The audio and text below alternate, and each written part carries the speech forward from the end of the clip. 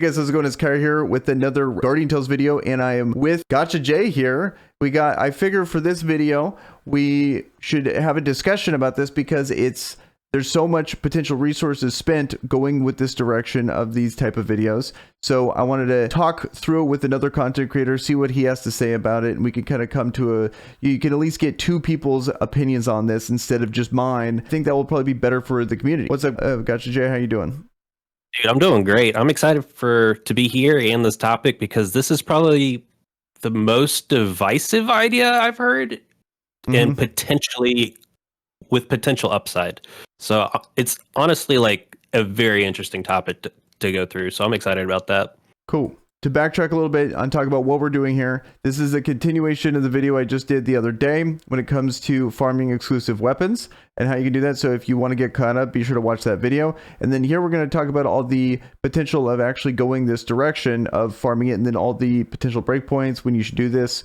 If it's still worth it to do it after you've gotten a certain amount of collection power, stuff like that. And then potentially alternatives, what you could be doing with your coffee if you don't go this route, or maybe if you casually or slow farm this by farming other parts of the game. So I think the first thing to talk about is, let's talk about what we agree on.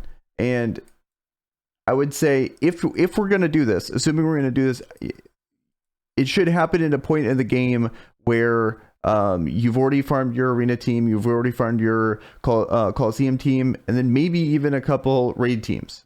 So are we kind of on the same agreement there that this is the time frame if it was to happen when you would do it? Yes. Okay. Yeah, I would say that even approaching the subject gets like 70% of the casual people that play this game should just not think about it until later, because their priority should definitely be on getting their max limit break heroes and getting in a place where they could reach, high diamond masters in arena and Coliseum. Mm-hmm. Yeah, because if we look at the payout structure when it comes to Coliseum and Arena,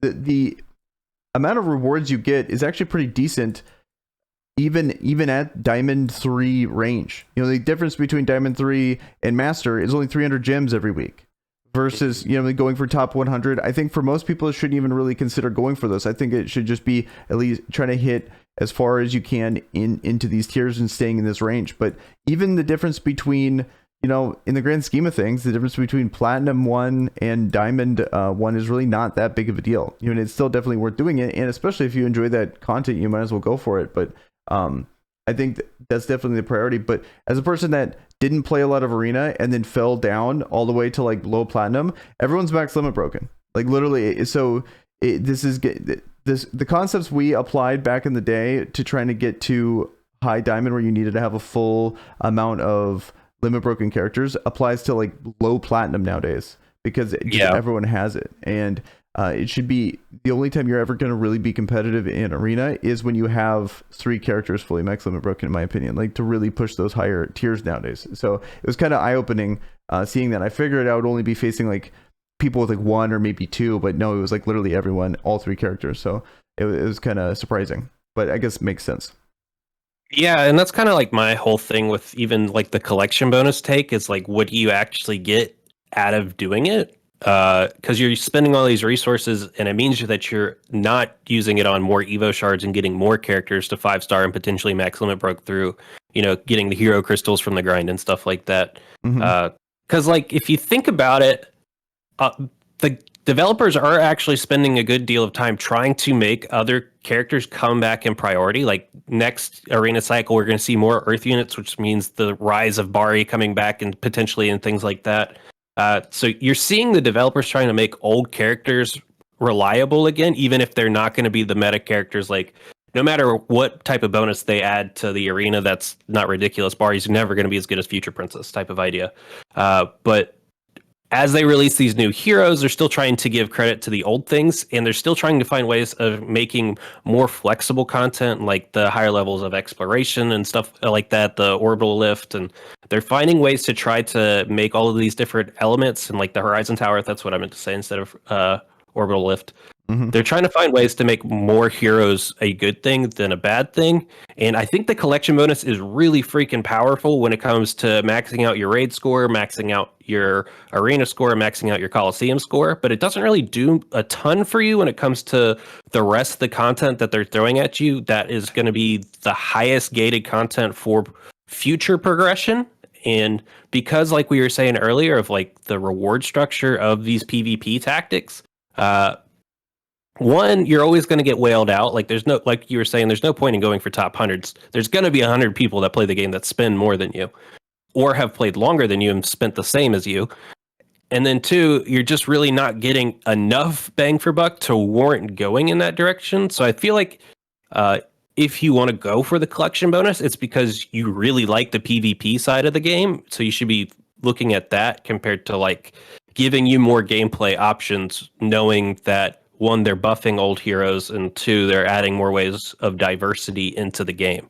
Does that make sense to you? Do you agree with those thoughts? I agree with a lot of the points. I guess not necessarily disagreeing, because I do like that they buff old heroes. Like Arabelle is a perfect example of a character that they've retuned, and she got significantly better. The second that buff came out, she was in a lot of Coliseum teams. She still is like the leader in those teams. You really notice the difference there. She started topping a lot of raid, damage charts, but now with Lilith coming out, like Lilith is by far and away the lead for rating there. But so I think it's cool that they go back and buff those heroes, because I feel like in this game it's easy. You got to just max the heroes you have and stay in the bubble of like what heroes you actually have to work with. And as a person that farmed a ton of characters, just because I wanted to have a ton as a content creator, I wanted to be able to experience a whole bunch of different heroes and different team comps and stuff like that. I only use very few characters, very few. So yeah. I'm using, in any hard PvE content, it's always Ogma and it's always Maya. In any raiding content, it's all like the damage dealers. In Beth and Nari, Future Knight, and it used to be Bari, but now it is Mayriel and the Lilith. But when it comes to PvP and Coliseum, it's you have your Future Princess. You see like the typical meta characters now, and I feel like that's getting a little bit more diverse now with the addition of Mayriel, MK99. Like this is the first time in the game where it's been like back to back to back a whole bunch of new potential meta changing characters. But if you're focusing on progression, I would say that you're really only gated by Maya and Ogma, and Noxia helps there too. But if you don't have those two, I think it's really hard. You can have all the different combinations of DPS and obviously Future Princess, but if you don't have those two, it's gonna be really tough to ever go high in Orbital Lift. And also good luck with stage 6 of Camazone. So I feel like, and then here's the big concept for me is there's no way to prepare. So like we only have a certain amount of resources, and we both agree that you only want to do this after you farmed your arena team, you farmed your Coliseum team, and then maybe some raid teams. What's the alternative with our resource? There's nothing else for us to do except get other characters. But if we don't really need that many other characters for content, this is really one of the only ways to really improve your account overall. And then when a character actually comes out that is meta defining, you can start to farm them. If there was an alternative to where we could farm Evo stones, like just blank Evo stones for characters, and then we would have them on hand, then I would say that this is not worth it at all, because you would have those ready to go, and then once a new character that you want to invest in is ready, you just dump them all into that character. But because we have to wait for that character to come out, in the meantime, we might as well just take care of all of the collection bonuses and have all the stats available, because it doesn't matter who's meta, these stats will stay there regardless. And so that's my take on it. I hear that, but people are casually going to be getting these collection bonuses just by playing the game naturally. So like the difference between me and somebody that's going after this is probably like 10 to 15% on attack. Like I think when I looked at my collection bonus, I've never tried to go after this method, and I'm still at 15% attack. And then I'm like 4% defense and 4% HP. So like you definitely are getting a slight advantage over me when it comes to going after the collection bonus, but hopefully through just staying on the Evo Stone grind, you'll have all of the XP you need, which you would still have from going after gold and stuff like that, to get the next year you get all the way up. But more importantly to me, you'd have other 5-star options if they were to re-enter the meta or were to be able to be helpful in future content, or you are able to get 3 complete 5-star teams that are uniques for raid purposes and stuff like that. And then you would also have a very large amount of hero crystals potentially to go ahead and max limit break these characters when they come out, so you don't have to constantly be relying on changing out who's in your elaborate or the training room. That's the word I'm looking for. Yeah. I think that's really valid. The hero crystal section, you can't argue that that's the only way to farm hero crystals, and that's what the thing you can save. Like I'm talking about how you and so having those ready to go by farming another character, and then you might not necessarily max limit break that character, but when another character comes through, you could farm them and then max limit break that one, and you wouldn't have been able to if you were farming all this gold. So I completely agree with that, and I think both are valid options. Like I think there's one third option we're not mentioning, which would be farming the Mirror Rift. You could farm a ton in the Mirror Rift, and if you really wanted to, I think that's probably the worst option out of all of them. But you could what benefit would you get from that? You would get really min-maxed accessories, and then this is for people. This is, I think, that for the people that really care about PvP. If you really want to focus on PvP, you could do that. But there's only so much you can do. And so if you want to progress, because also to your point about like the differences in the stats, you mean like this is also giving you potentially max limit broken weapons for the heroes you're using all the time. So I'm like, when it comes to the bonuses, if you also, we got to mention here the Guardian Base Camp. This is going to potentially break you through plateaus here when it comes to Guardian Base Camp if you're lacking limit broken weapons here. So that's going to be a massive amount of stats there. That's true. And then plus, having the medals, because not only are those medals potentially for max limit breaking, they also are going to be for buying the things every month. If you need like just a wider range of a collection, that's going to help people out there. So not only are you getting the collection bonuses, but you're getting the Guardian Base Camp, and you're widening your roster as well. And then those collection bonuses really add up. You get the 10% extra on the limit break, on the max limit break, and getting 30% here. I'll show my collection bonus just to have people have an idea here, because it's not only that too, but it's each weapon class is getting up to 10% attack as well. So I really think it starts to add up. And if I could go back in time and not farm Eugene, that I never use, I totally would have doubled down on this. Even though every single time I would drop 230 gold on one of these weapons, it feels terrible. It feels terrible, but then now I can look back on this and it's like, okay, I have like two-handed swords, 8.7% attack, 9.7% extra attack on baskets. Then I look at the collection bonus, 30% attack on 30% increase on attack, and for going through, and I still struggle with like harder Camazone and orbital lift. It's not like we're clearing and like fully finishing orbital lift, and because I'm at 535. And I get melted over this. So it's like having every little stat possible if we're trying to clear this content matters. So that's my thing on it. I want to be clear. I'm not saying that there's a right or wrong here. What I'm saying is that there's paths you can go. I did a video where it's like in game you have multiple choices, and I feel like these are one of the choices. So yeah, I think I'm in complete agreement with you. I do think that for the casual person, bringing up the base camp is actually pretty important to your side of the argument, because that is a pretty big difference getting to the max base camp and things like that compared to the lower tiers. That's an incredible amount of statistics that you're getting just for doing next to nothing. So it is pretty good to get that idea going, and they're eventually going to expand that to where it is incredibly hard to get to the max version of it in terms of like the actual EXP grind. So having more unique heroes of specific elements that are higher level and 5-star is going to add to that bonus as well. But yes, I think you are right that PvP or PvE wise, like the orbital lift and Camazone are the only places where you would truly feel that extra those statistics outside of PvP.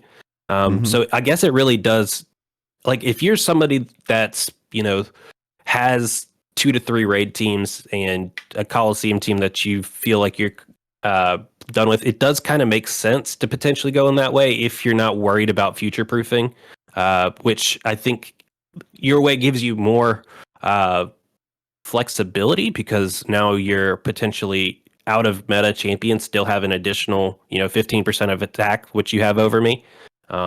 So maybe that's the difference between them.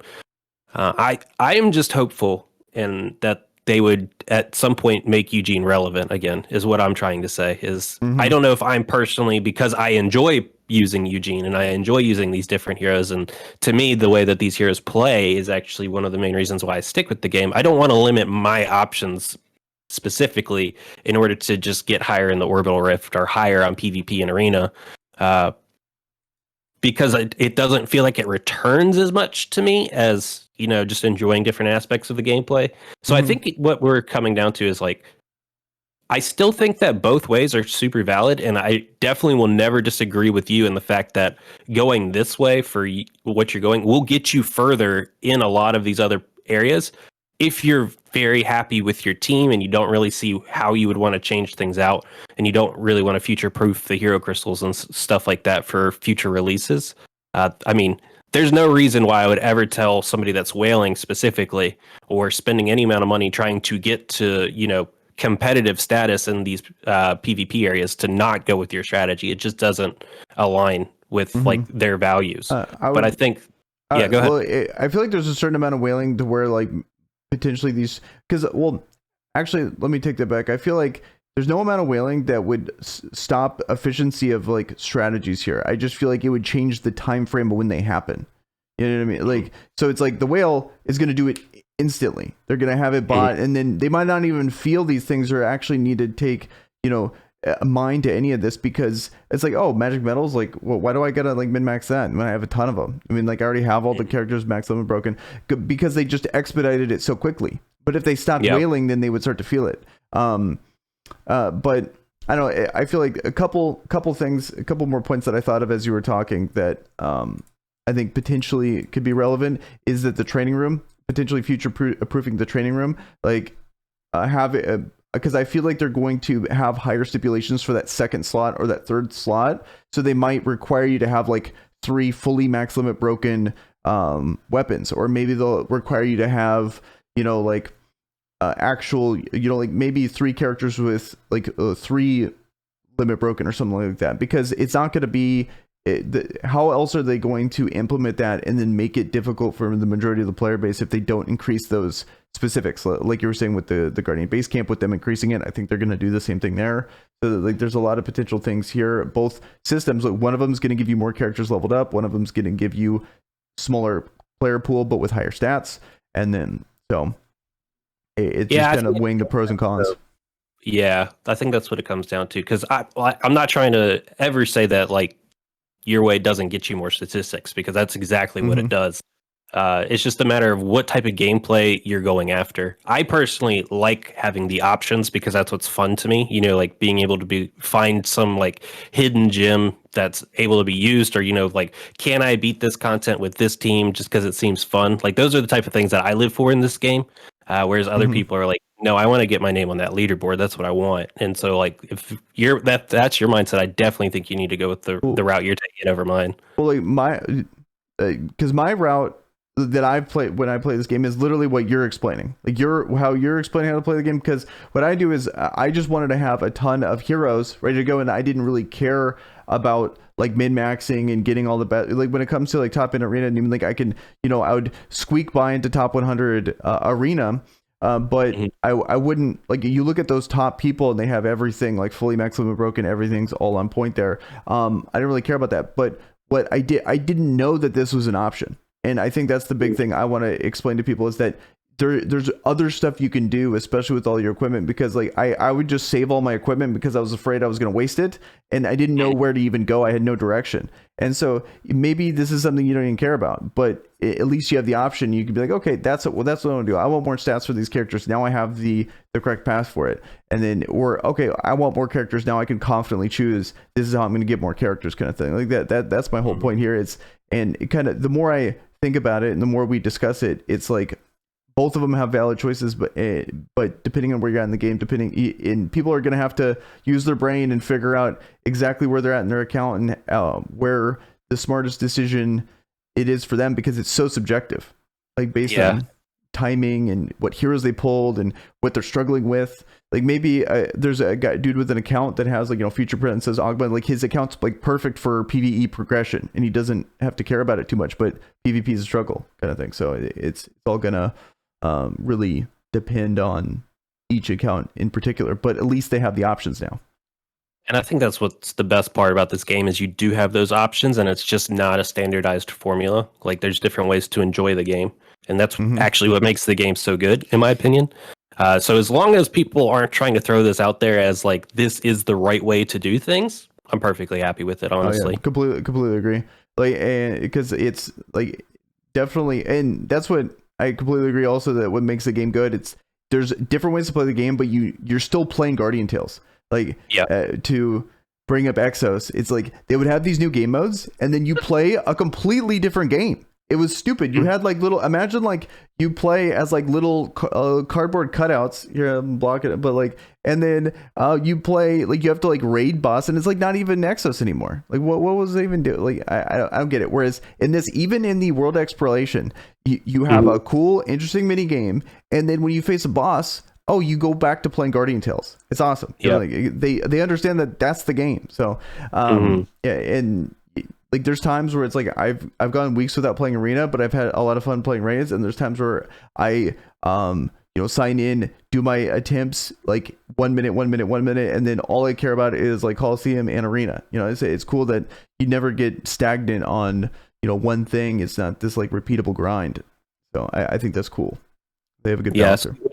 All I got from that is that you're happy that Guardian Tales isn't going to have you betting on frogs. Oh God, I never played that game type. I remember one time I watched Death Micro literally like rage so hard over that, and I was like, imagine like they have this whole garbage game type in there where you have to choose your frog and it ran. It's embarrassing to even like explain it. Like if I wanted to explain like this game mode, it's so dumb. No. It really is. It's the dumbest part of that game, and they gave you so many crystals for it, which was the worst part. Yeah. I just wrote those off. I remember saying in a video, it's like, hey, you can get these here, but I don't do that. So Yeah, I remember just setting up BlueStacks and let it run every night until it was done. And like, I shouldn't. Yeah. That was the only thing I did. With Raid, I do a lot of like overnight farming. In Raid, they're trying to sell you extra battle attempts. They're trying to. Like, how you can get the auto battles? Like they're like, oh, here you can get 50 more and some energy. They're trying to package that in with energy. I think that's hilarious. But it's like that's when you just hit them with the BlueStacks ad. Yeah, I like the way Epic 7 handles it, because they tied auto chances to pet grinding, and like making your pets higher level gives you more attempts, so you're like still getting to work towards something. Yeah, that's smart. And then you get to see the passive benefits as well, without just like, give me that hidden wallet jutsu, make it to where you have to pay me to experience better quality of life. Yeah, you are actively on making the bank account number go down. Like, so you're actively, or glass half full, you're actively making Polarium's wallet go up.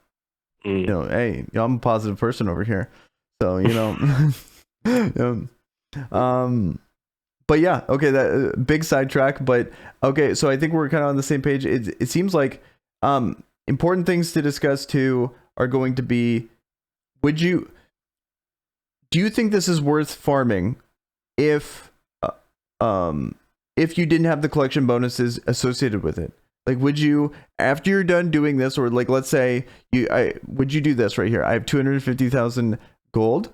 I'm going to go into my inventory, and I'm going to find like this right here. See this?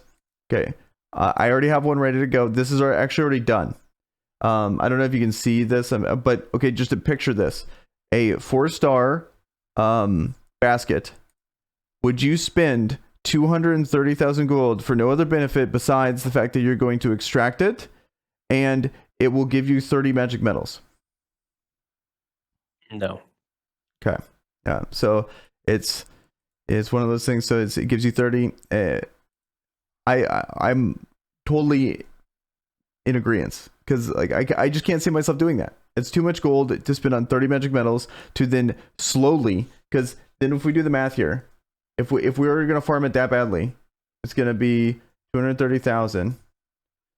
You know, that's 1,500 divided by 30 times, so 50 times. It would take 50 to, it would take 11 million gold to then farm a piece of gear. One hammer. That's one hammer. You need 4 more.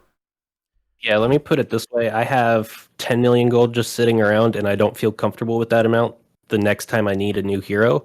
And I also am worried that I don't have the leveling pieces to get their equipment all the way up. So I think you're putting yourself even further behind in that regard. Yeah, it's a lot of gold. So I think it's one of those one-time things. And then what you do is, once the collection bonus is done, you need to farm it in. You need to slow farm it through enhancing, or random enhancing, or mystery evolution, I should say, into 5-star pieces. And then from the 5-star pieces, you can extract those that way, and that saves you massively on gold. Because let me just show that last part here. If I took this 4-star piece, like let's say, go down to a 4-star, and then it would only cost 12k gold versus 230k gold for the random. So it's a massive difference. That for sure, I'd be willing to crush all those ones for that. And ideally, it would be low level ones. Like if they were like level 20 or 25 or higher, I might just want to crush them in for assuming 4-star or lower. I might want to just crush those into other weapons and use them as a hammer. Yeah, I would agree with that. If you're gonna do this at all, it would be for like the level 1 through 5 1-star type things that you get, and you just work their way up. And if it turns into something usable, use it. Yeah, and so it's like you can farm the gold dungeon from the beginning, get the collection bonuses. Then when it comes to like farming the level 60 stuff, and then I've said this in another video, you take the level 60 and you can like take that 60 and crush it into the other one. You don't need to save all 3 of them. You can just like daisy chain it along. And then anything legend and above, I would save. So for the most part, it's one of those. But the nice thing about this is you only got to do this one time, and then your account's essentially done. And then all you got to do is just focus on the other heroes. Because at the moment, there's not that many heroes that you really need to focus on. Like I think Future Princess is a must pull. I think for most people, Noxie is a must pull. And then whatever DPS you have, those change. Like if you have Garum, if you have, Nari, if you have Future Knight, if you have, a Mayriel and Bari, they're all kind of in their own class of character. Arabelle and Lupina, like those range characters all kind of change with it. There's definitely better ones and worse ones, but if you really try to look at, the needed roles to be filled, there's not that many characters that fill those roles. So, and then hopefully there's going to be, hopefully they kind of slow down with this power creep, to be honest. But then when a really big meta-defining character comes through, then you're ready for it.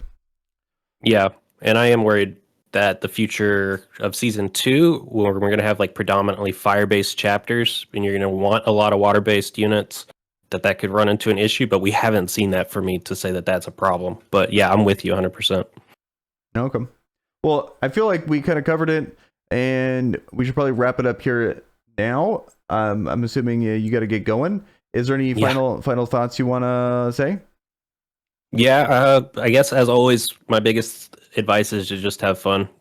We're talking heads at the end of the day, and people should do what gives them the most enjoyment in their life. We're always right, and everyone needs to listen to us. And then, I forgot, we because we have webcams are gods.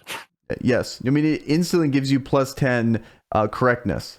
The second we start talking. So just take that all the way to the bank. All right, yeah, but just have fun. Have fun. All right. Hey, he said it. You got to do it now. So, all right. Thank you for coming on. It's been real. You guys have a good one, and peace.